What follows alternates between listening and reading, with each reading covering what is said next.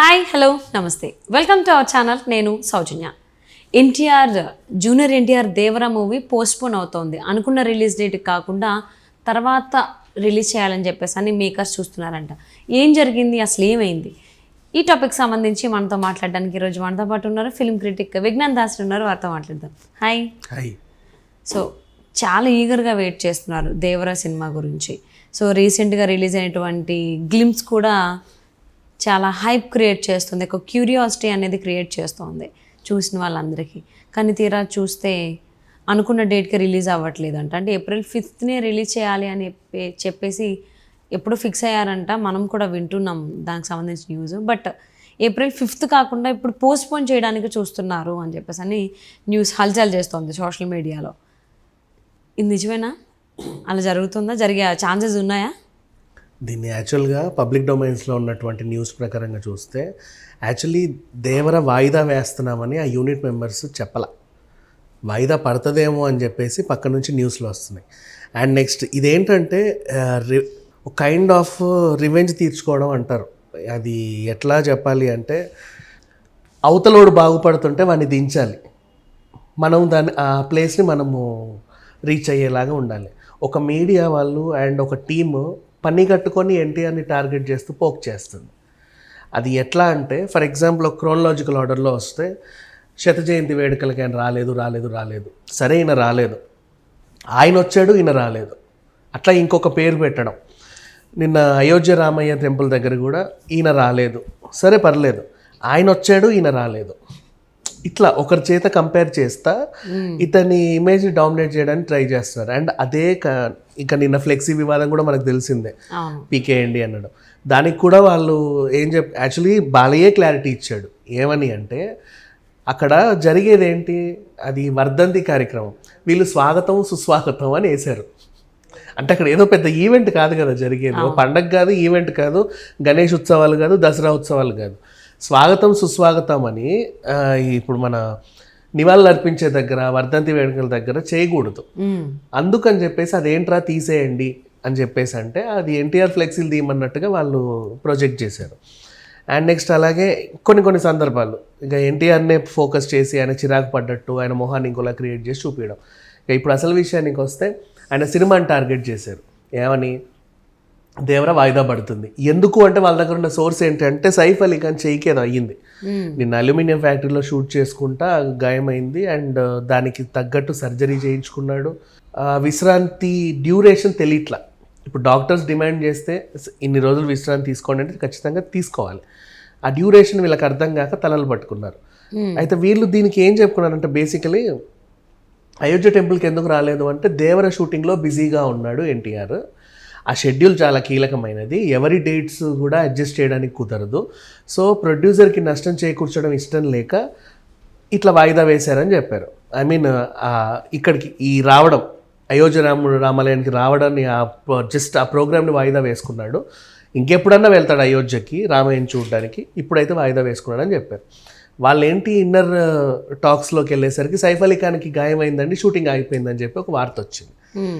అసలు షూటింగే లేదు, మరి ఎన్టీఆర్ ఎందుకు వెళ్ళలేదు అయోధ్యకి అని చెప్పేసి కొత్తగా వివాదం స్టార్ట్ చేస్తుంటే, లేదు మేము వేరే సైఫ్ లేకుండా జరిగేటువంటి ప్యాచ్ వర్క్స్ చేస్తున్నాము, అందులో ఎన్టీఆర్ గారు బిజీగా ఉన్నారు అని చెప్పేసి వీళ్ళు చెప్తున్నారు. మరి అదేదో ఎన్టీఆర్ గారిని కూడా అయోధ్యకి తీసుకొచ్చి ఆ మిగతా వాళ్ళ ప్యాచ్ వర్కులు చేయొచ్చు కదా అని చెప్పి వీళ్ళ ఉచిత సలహా అన్నమాట. అంటే వాళ్ళ ఇష్టం ఏదైనా సరే, వీళ్ళ ఉచిత సలహా. సరే టీం ఏం పట్టించుకోవాలా, దాన్ని కూడా ఎవరు పట్టించుకోవాలా బయట మీడియా వాళ్ళు. సో ఇప్పుడు ఏం చేశారు, ఈ సినిమాని వాయిదా చేసినట్టు న్యూస్ క్రియేట్ చేస్తే బాగుంటుంది అని చెప్పేసి ఒక టాక్. ఎందుకు, ఇప్పుడు షెడ్యూల్ అనుకున్న టైంకి వెళ్తేనే అనుకున్న టైంకి రిలీజ్ చేయగలరు. అండ్ వీళ్ళంతా దద్దమ్మలేం కాదు కొరటాల శివ టీము, కరెక్ట్గా పిన్ సిచ్యువేషన్ చూసుకొని షూటింగ్ అయిన తర్వాత ఇట్లా చేసుకోవడానికి. ఎప్పుడైనా ప్రమోషనల్కి కొంచెం గ్యాప్ పెట్టుకుంటారు. ఇప్పుడు ఆచార్య కూడా ఫర్ ఎగ్జాంపుల్ లాహే లాహే సాంగ్ వచ్చాక ఎప్పుడు రిలీజ్ అయింది, 3 months తర్వాత రిలీజ్ అయింది, 3-4 months తర్వాత. కొంచెం ఉంటుంది ముందు నుంచే ప్రమోషన్ స్టార్ట్ చేసుకుంటే April 5th అయితే వీళ్ళు లాక్ చేసుకున్నారు. అండ్ అదే టైంలో ఇంకొన్ని సినిమాలు పోటీ పడుతున్నాయి. పవన్ కళ్యాణ్ ఓజీ ఉంది, మన Hollywood cinema Dune last time ఆస్కార్స్కి వెళ్ళింది, అది ఉంది. ఇప్పుడు ఎట్లా మనకి లాస్ట్ టైం సలార్ వర్సెస్ డంకీకి ఆక్వామాన్ వచ్చినట్టు ఇక్కడ కూడా ఆ డ్యూన్ ఉంది. పైగా బాలీవుడ్ నుంచి 2-3 సినిమాలు పోటీ పడుతున్నాయి. ఓకే.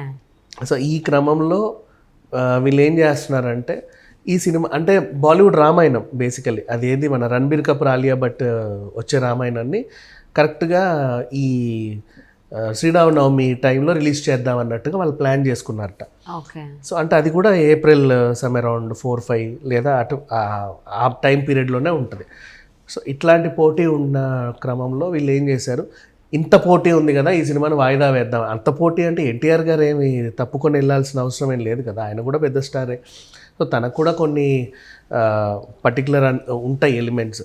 సో అసలు విషయానికి వస్తే ఏప్రిల్ 4th నుంచి 5th ఈ సినిమా రిలీజ్ అవ్వట్లేదు అనే ఒక వార్త సోషల్ మీడియాలో బాగా ప్రచారం చేస్తే సినిమా వాయిదా అనేది నిర్మాత మీద ఎఫెక్ట్ చూపిస్తుంది. అరే వాయిదా పడిందంట అంటే దాని రేట్ తగ్గుద్ది, మార్కెట్ వాల్యూ పడిపోతుంది. పైగా ఆచార్య లాంటి ఫ్లాప్ ఇచ్చిన కొరటాల శివ మళ్ళీ దీంట్లో కూడా ఏదో చేస్తున్నాడు అండ్ మళ్ళీ ఎన్టీఆర్ ఫ్యాన్స్కి బిగ్ షాక్ ఇట్లాంటివన్నీ క్రియేట్ చేస్తున్నారు. అసలు ఏం లేదు. అండ్ దట్టు ఏప్రిల్లో ఆంధ్రప్రదేశ్లో ఎలక్షన్స్ కూడా ఉన్నాయి. అండ్ మళ్ళీ అదొకటి మళ్ళీ అండ్ కరెక్ట్ ఎలక్షన్ టైంలో రిలీజ్ చేయడం ఎందుకని, ఎలక్షన్ తర్వాత ఇప్పుడు ఎలక్షన్స్కి దేవరకు సంబంధంలా.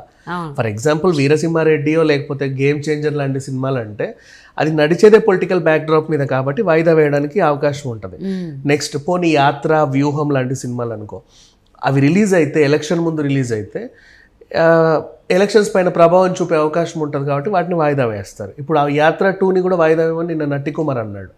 ఎలక్షన్ ముందు ఈ సినిమా రావడానికి వీల్లేదు, దీన్ని సెన్సార్ చేయకండి, ఎలక్షన్ తర్వాతే సెన్సార్కి పంపండి అని చెప్పి గట్టిగా చెప్పాడు. ఆయన ఎవరు పట్టించుకుంటారో లేదో మనకు తెలియదు. ఓవరాల్గా అయితే అది జరిగింది. సో ఇట్లాంటి టైంలో దేవర అనేది అది ఒక ఎటువంటి భయం తెలియని ఒక దీవిలో జరిగే స్టోరీ.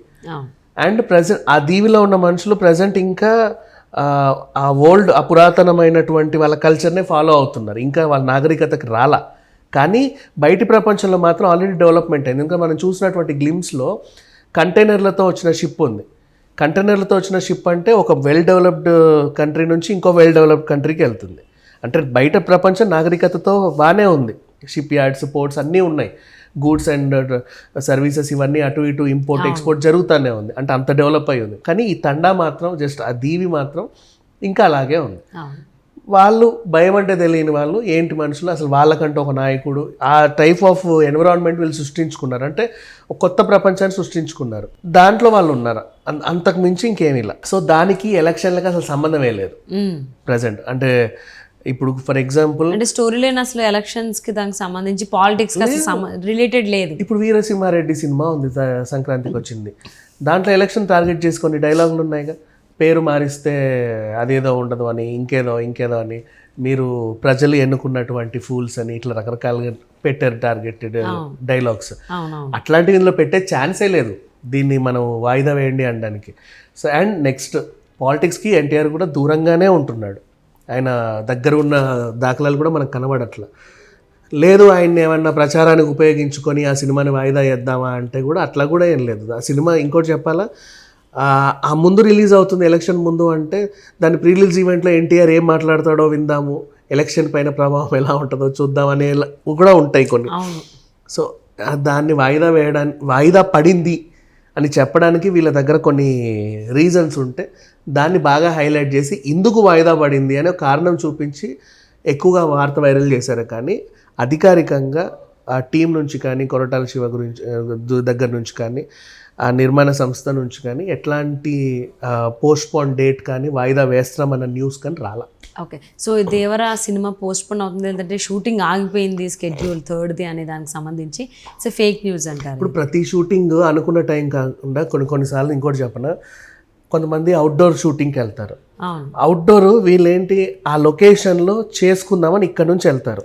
ట్రావెల్, హోటల్ అండ్ ఆ లొకేషన్ పర్మిషన్స్ అన్ని తీసుకుంటే కరెక్ట్ ఆ టైంకి వర్షం పడింది అనుకో ఏం చేస్తారు?